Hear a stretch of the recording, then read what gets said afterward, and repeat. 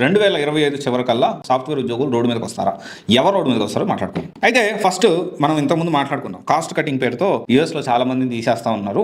2025 starting లో నేను కొన్ని వీడియోస్ చేశాను, I don't remember exactly. So ఇలా యూఎస్ లో జరుగుతూ ఉంది, మన ఇండియాలో కాదు, మన ఇండియాలోకి రాకపోవచ్చు అని కూడా నేను కూడా అన్నా. ఒకవేళ వచ్చినా కానీ టైం పడుతుంది, ఈ ప్రాసెస్ అనేది మనకి ఇక్కడ కంటిన్యూ అవ్వచ్చు అని చెప్పి ఒక అంచనాకు వచ్చాము.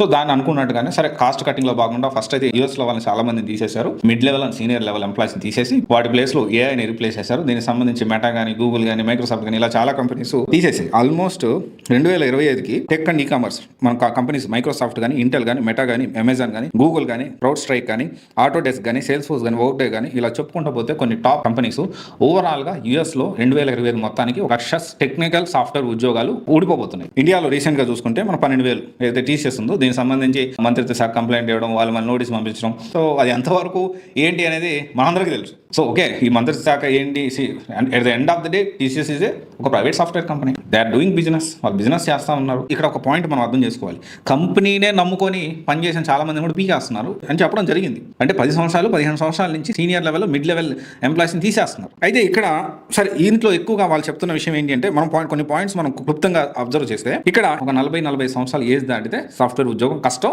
అది టీసీఎస్లో అయినా అని మనం పాయింట్ నెంబర్ 1 అర్థం చేసుకోవాలి. పాయింట్ నెంబర్ 2 వచ్చేసి ఏంటి అంటే ఏ ఇంపాక్ట్ అనేది చాలా ఎక్కువ ఉండబోతోంది. రెగ్యులరైజ్ ఏదో వర్క్స్ ఉన్నాయో ఏతో రీప్లేస్ చేస్తే మనకు చాలా వరకు డబ్బులు మిగులుతాయి కదా అనే ఆలోచనలో కంపెనీలు వచ్చాయి.